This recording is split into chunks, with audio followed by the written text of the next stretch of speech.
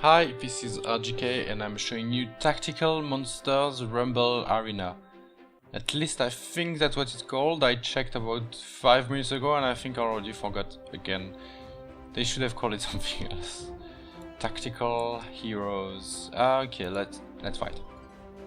So, if you have played Heroes of Might and Magic, you might be familiar with what's on the screen right now. This is a tactical game, and like for instance, if I move to the top square, the green one, because that's my movement range, well, I would just move there and that's it, end of turn for my unit.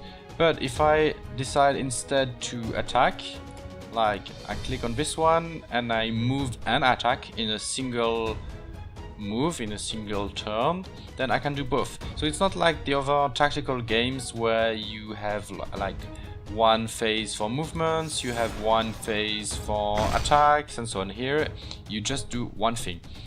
And you can also defend, I mean instead of moving, or wait.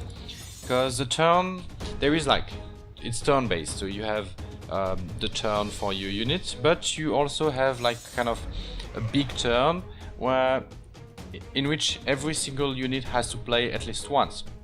It goes from the fastest to the slowest, and that's gonna change. Like for instance, when I click on wait, all my fast units are gonna wait for the enemy to move, and then in the same, let's say, turn, I'm gonna play again. Okay, I'm gonna start with this one to tank the damage.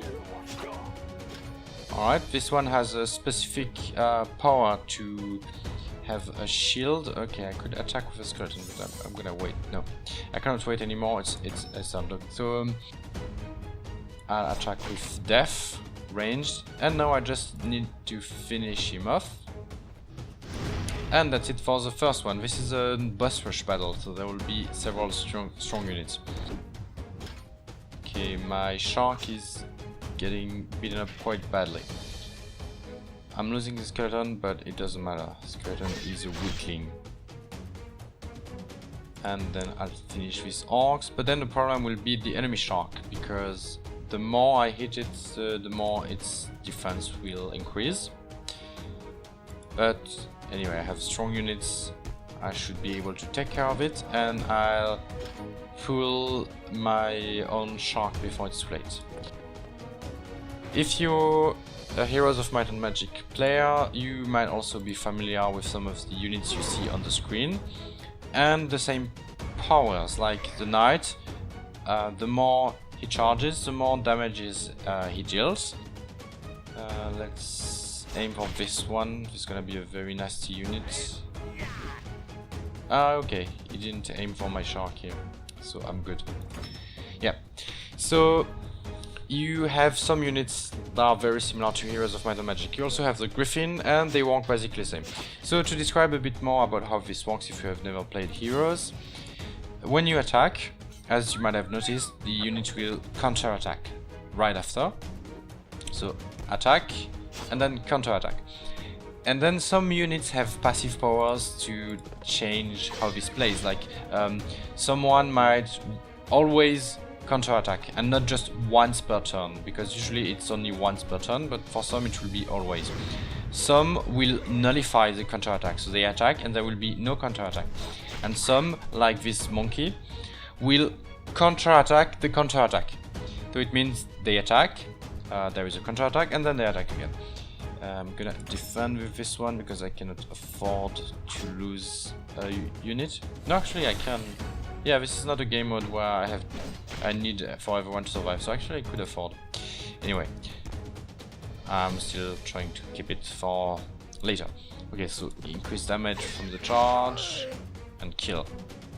And now the energy bar of my knight is full, and the energy bar of my dragon is full. So the way this works, this is the difference with Heroes of Might and Magic. So to recapitulate, in Heroes of Might and Magic, units mostly have mana, and they can maybe use some active powers with their mana right from the start of the battle, but then the mana gets depleted and they cannot use it anymore. Here this is the opposite. They start with the energy or mana bar depleted, and then as you fight, it increases.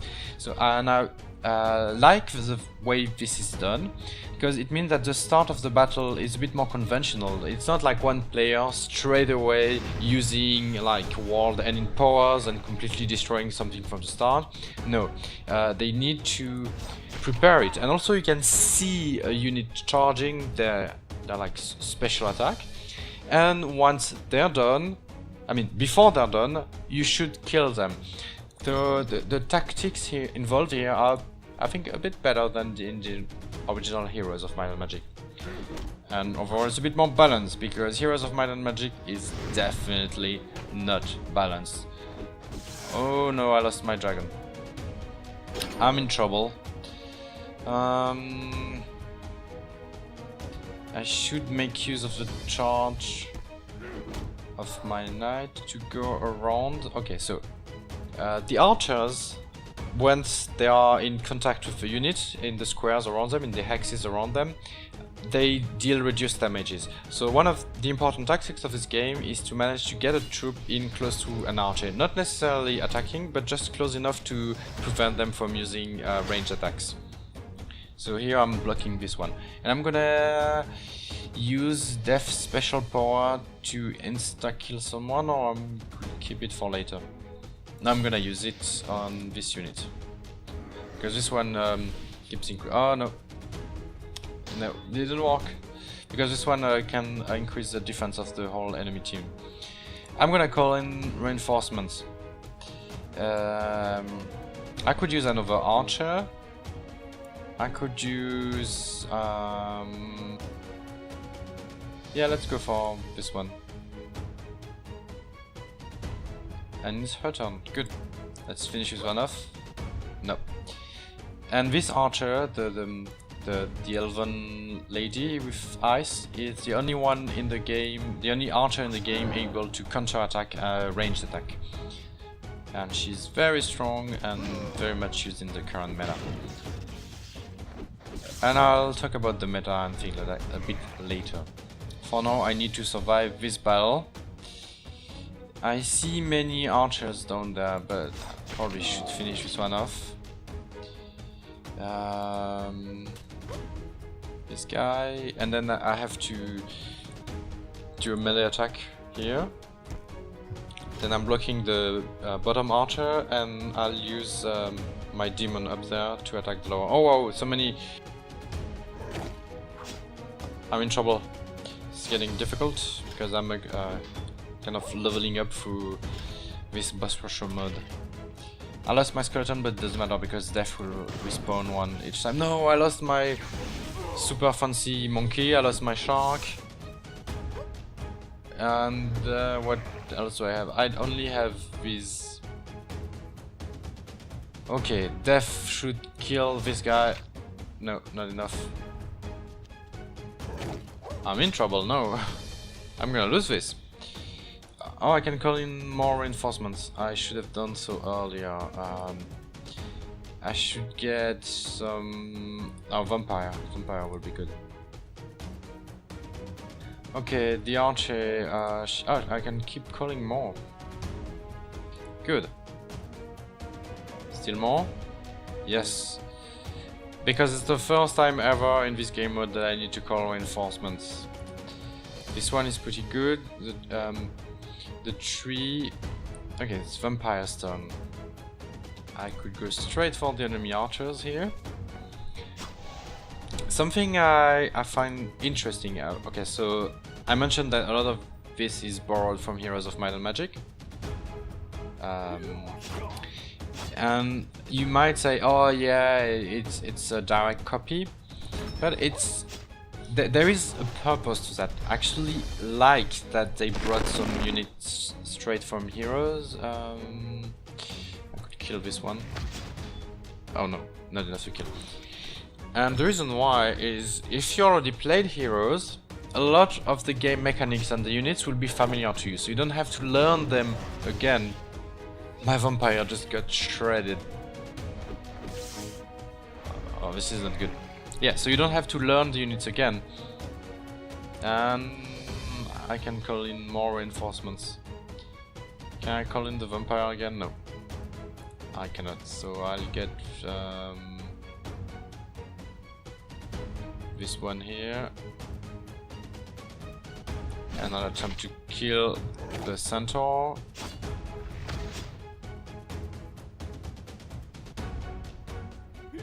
Okay, I cleared what's in my area, but now they have many archers. Let's call for this one. She can maybe finish this one off. Yes.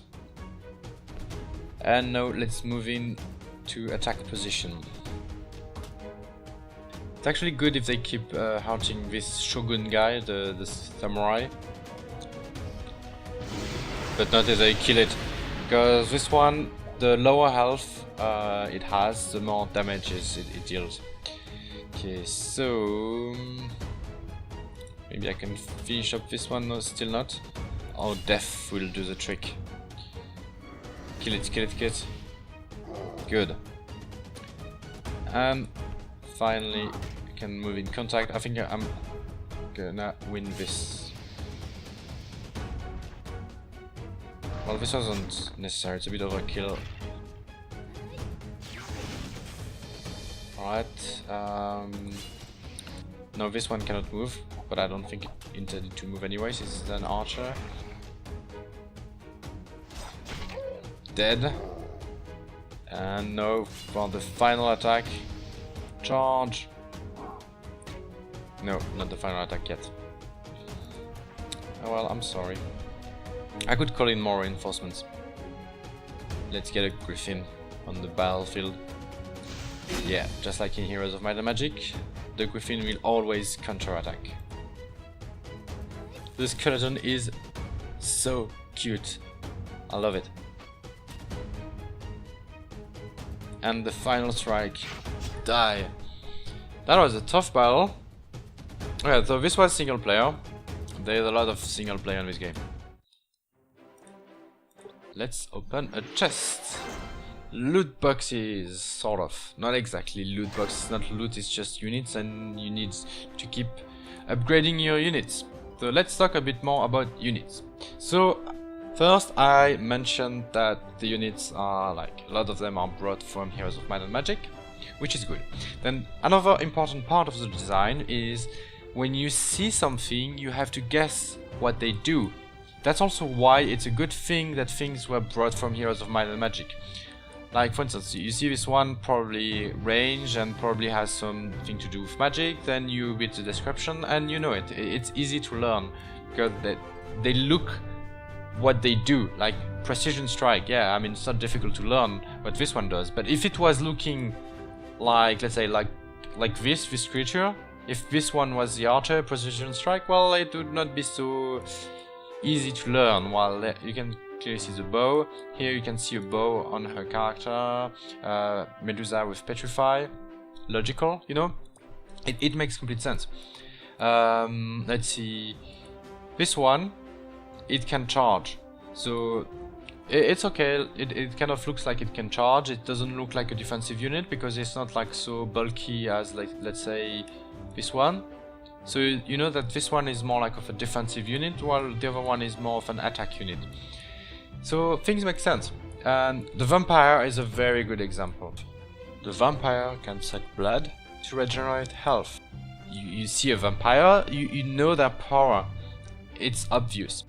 And this is important to talk about this, because I played Brawl of Ages, I think it's called. Not Rock of Ages, Brawl of Ages. It's a Clash Royale clone, except that they changed units. All the game is the same, but they changed the units. And then the problem is that they don't look like anything relatable, and when they are on the battlefield I have no idea what they do, and there is much to learn, and it's so ugly that you don't exactly remember which was doing what, and it's not obvious when they are on the battlefield what they do. While this one, Spectre, like this is like a Spectre, it's obvious that this one is flying. It's really obvious in the design.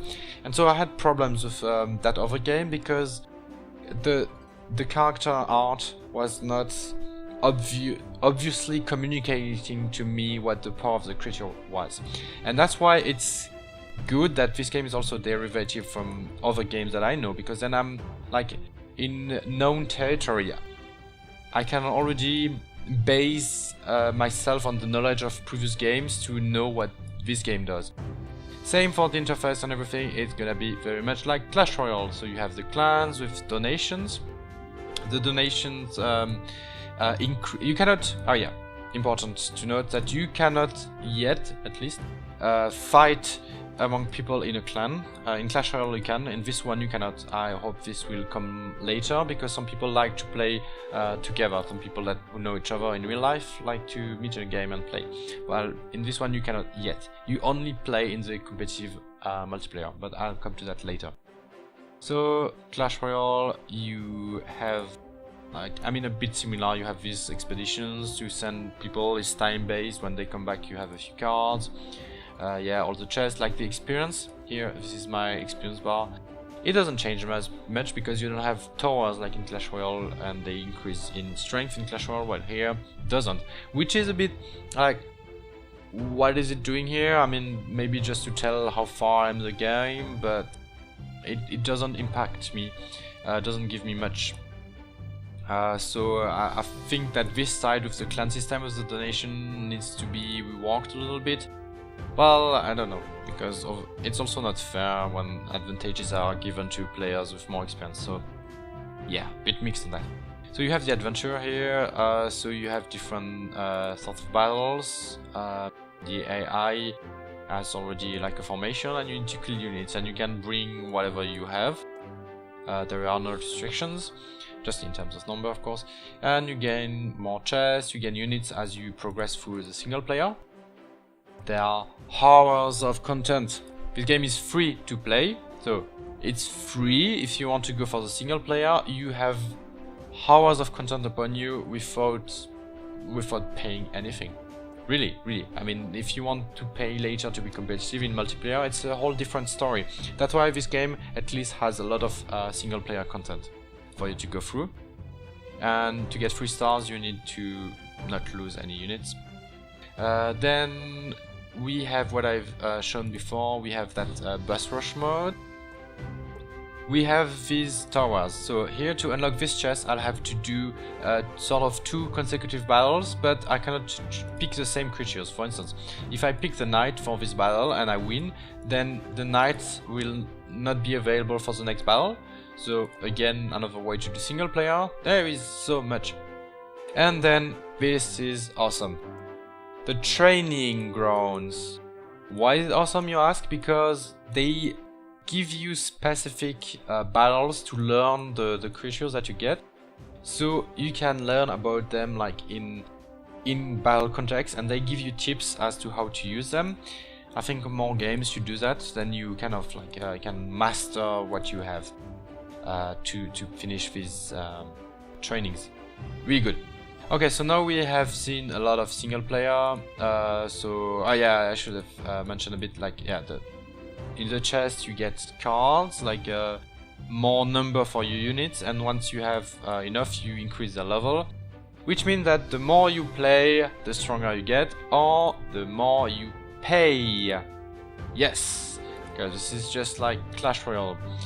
Alright, so you can buy a few more units with gold, but what you're most interested in are the chests. So this one is like for 1,000 gems, and I'll have like a few legendary cards. I'll go back quickly to the cards. So the badass legendary, very rare, are in orange. Then you have like the sort of epics, and then you have in blue elite, and then the common card. But in this game they have a different name. I think these are diabolical. Is it written somewhere? No, I mean, yeah, diabolical, and then I don't remember. So going back to the store, here you wouldn't have the diabolical legendary ones. To get them you need this chest. You have 2 of them. Okay, this is an improvement on Clash Royale, because in Clash Royale you have half a chance to get 1 legendary in the big chest. So you don't even have a guarantee that when you spend your money you'll have the good things. Well, in this one you have 2 of them. This is good, but still 4,000 gems, which means that you will have to pay. So here you would have, like, in between these 2, like about 40, no, less than 40, about 30 pounds to have, a bit less, but about 25 to 30 pounds to have this mystery chest. So it's more than buying an indie game, which is the thing that I find a bit strange, because just to get 2 cards, because I mean you then need more of these cards if you want to increase the level, but for a starter, just if you want to start with strong things, you'll have to pay quite a lot, more than the price of an indie game, which is something I have problems with. It's a bit the same in Clash Royale, and that's one of the reasons why in 2 years of Clash Royale I'm not buying anything. I would very much like to buy a little bit, because to reward the developers for their effort, but if you just want to put a little bit of money, you don't get anything much interesting. That's a problem, so it doesn't feel like a good investment.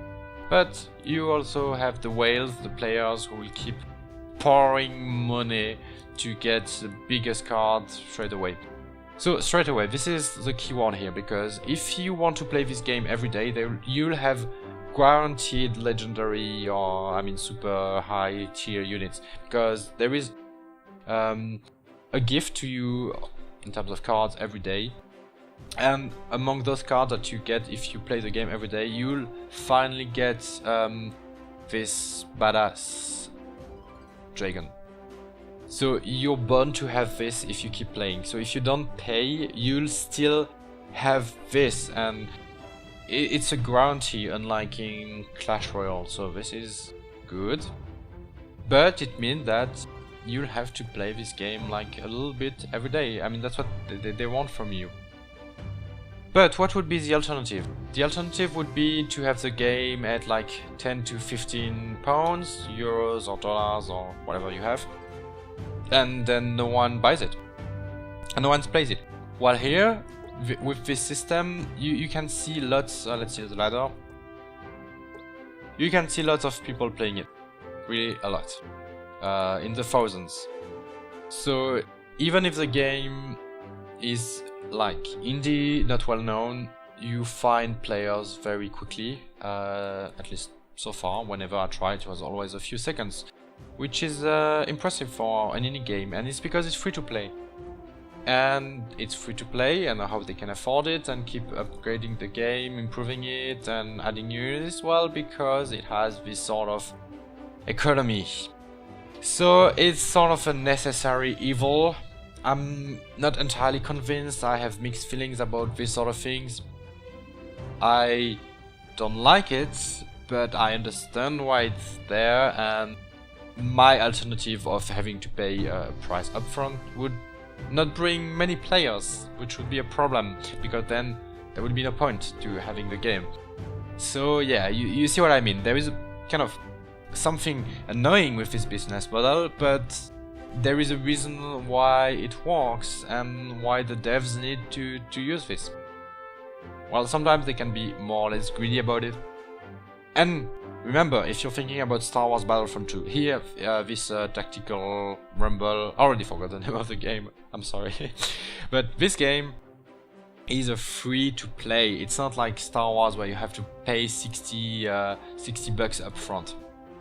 Okay, so now let's go to the multiplayer part of this game. There are 2 sides, 2 components. So this is like kind of a passive mode, where you have to fight a few battles and then it increases your ranks, and the higher the rank, the more money per minute you earn. And then you have different levels of mines that you can improve. It's a bit weird, but actually I like this a lot, except that it's limited in the number of tries that you have. I don't have any tries left, except if I use gems. Yeah, use gems. No, I don't want to.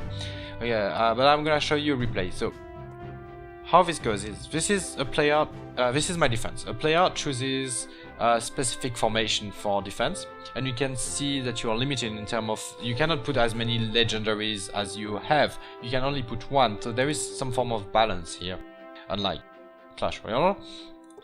And then you see another player's mine and their formation, and you just pick your troops and you attack. And then this game mode is very specific in the sense that you don't play, you just put the things in place and then the AI is fighting for you. It's AI against AI. And I like this because it kind of removes the pressure from having to think about everything, so it's more relaxing and more peaceful kind of game where you just do the starting strategy, you see what happens, and then you have to think about your strategy again later. You can also speed this up. Just enjoy the show, you know, like for a few games of this. I like that they added that. But then you also have the more active part of the game. Okay, so actually, am I defending? Oh yeah, I'm defending, I thought on the left side, but someone who attacked my mine, and I won. Ha, take that. And I'm gonna have to wait for the things to refill, the rumbles, how they call it, like kind of the energy. Yeah, some things are limited in terms of energy, but not the main, not the single player campaign, the main one. It's just the additional stuff that are limited, and this is like multiplayer. Okay, I might lose because it's gonna be difficult talking while playing against another player at a relatively high level, I would say. I mean, not too high, but not low either. And you can see here my picks. So I have this one because it inflicts damage in return to anyone attacking it. This is Death, an archer that will spawn a skeleton. This is the knight, and I've noticed that in the meta the knight is very used, and let's change so I'll show you. And the shark is very used, and the shogun is very used, so it's not stuck. There are a few choices among, like, these are used among 5, so 3 out of 5 are very much used, and I used the 3 in the other game mode, so everything has its use. And then here the problem is that most people will use the archers straight away, and much less the rest, because the archer is just so good. The archers that can counter-attack from range, and then you have the commons, and here I've seen a lot of variety.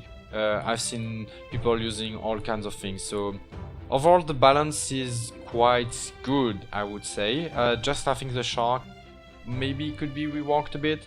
The shark has passive with a shield. Where is it? Yes. When directly attacked and damage is received, increase physical defense by 1 level plus 20% plus 1 top. No, actually it's balanced, but this one is a very good defensive tank. That's why it's very... Yeah, it's balanced. The only thing that is less balanced if some people don't have the legendaries. But as you can see, you can only bring 1 legendary, 1 epic, and 1 elite. I think that's an name, I'm not sure. But if one player doesn't have the legendaries, they can bring 2 of these. So you can have the knight and the shark. Yeah. So overall, the balance is not too bad, I would say.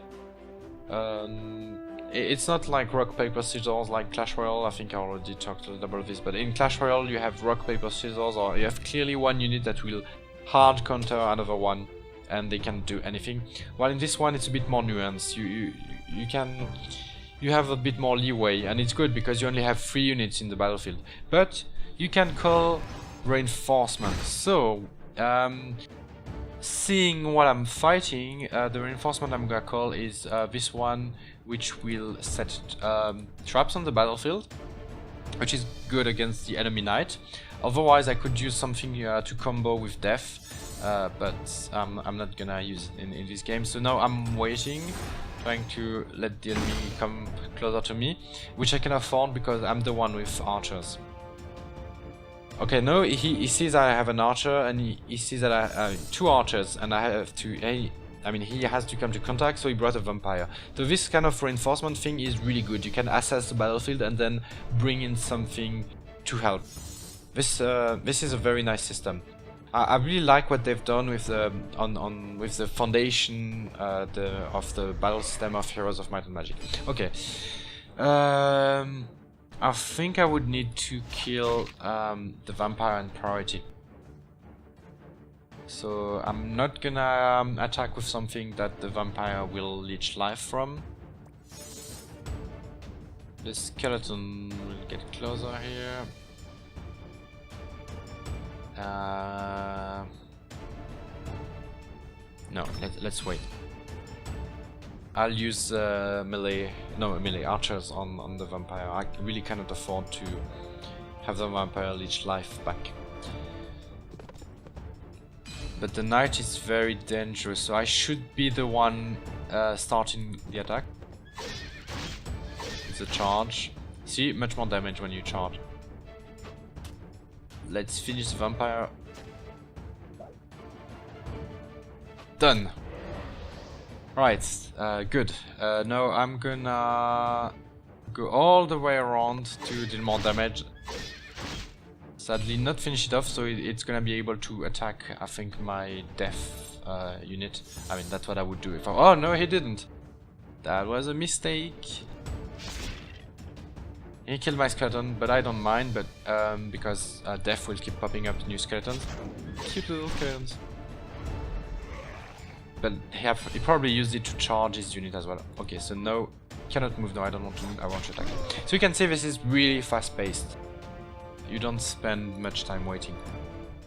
And now let's start to attack the ghosts, but the ghost can evade pretty well. Come on, let's kill this thing. Yes! Okay, I'm gonna supercharge. Kill. Alright, I must admit that I'm winning against this player because I have the legendary units while he doesn't. So, kind of a bit of an imbalance about this, I guess. But props to this guy for having climbed so high without any of it. He must be really good otherwise. And I can open a chest.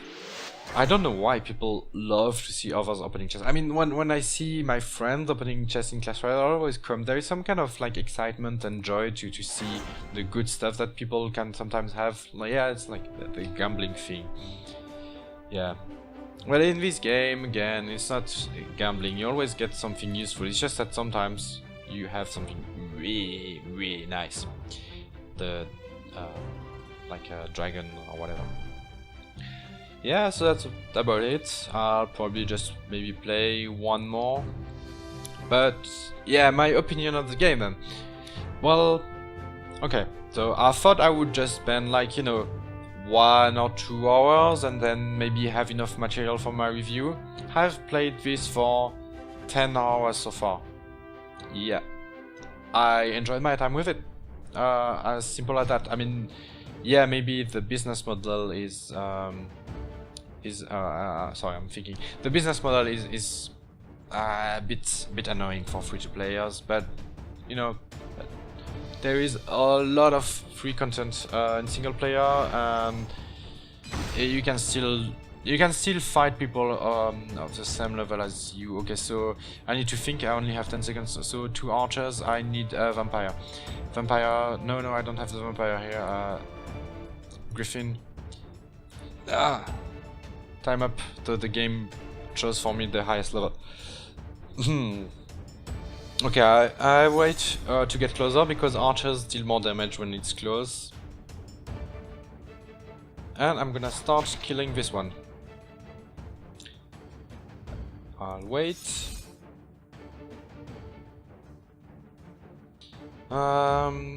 You can see the tree, which is a good choice with archers because the tree is gonna prevent me from moving forward. Oh no.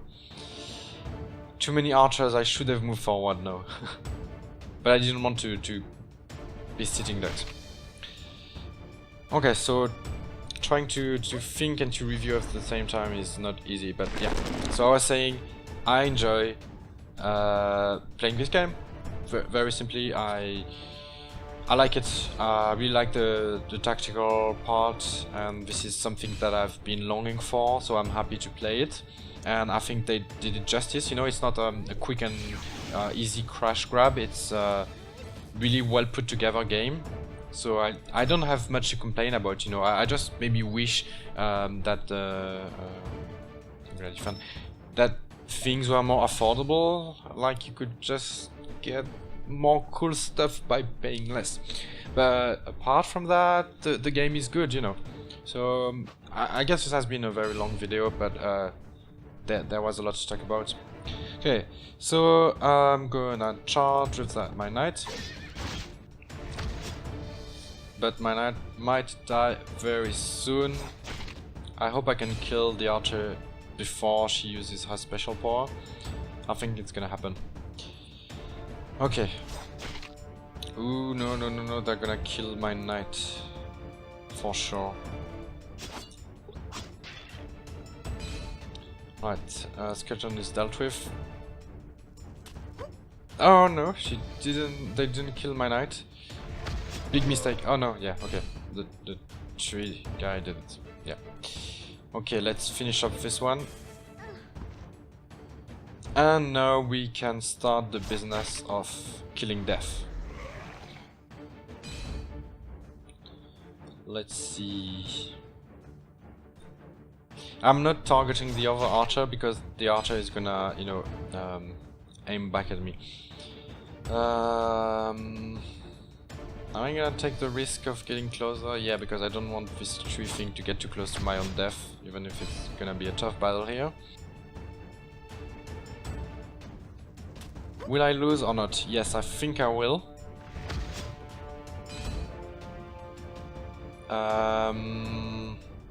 Let's get closer just to annoy him. His skeleton is not gonna kill mine, it's just gonna be enough to have like death versus death, but his death can probably use a special power on mine and might maybe kill it in one shot. That's a special power. No, he's waiting. I guess he's waiting for the tree to kill the skeleton. Yes, indeed. Kill the skeleton coming towards me. I cannot kill that, so cute. Okay, now he's gonna use his special power on my death, but if I survive, I'm gonna use mine on his. No, I didn't survive, and that's it. And I could say, good game. Some people say thanks, and it comes from Clash Royale. You know, you want to say well played or good luck, and then the other guy says thanks. That's how it goes. That's how polite and sportsmanship goes. But some people just say a very condescending thanks, like thanks for losing to me, thanks for like giving me the victory. You know, I hate this. If you're doing this, please stop. It's really toxic. It's really toxic behavior, and it shouldn't be in the game at all. I think, I mean, it comes from Clash Royale, and you might think that, you know, without typing, people are gonna be at least a bit polite and nice, but no. And or some people like do the rage or crying, not because they are crying, because they project that you are crying, and it's really disrespectful, I find. And you know, I've been playing real sports, and except in football or soccer, however you want to call it, where they fake and it's very insulting and so on.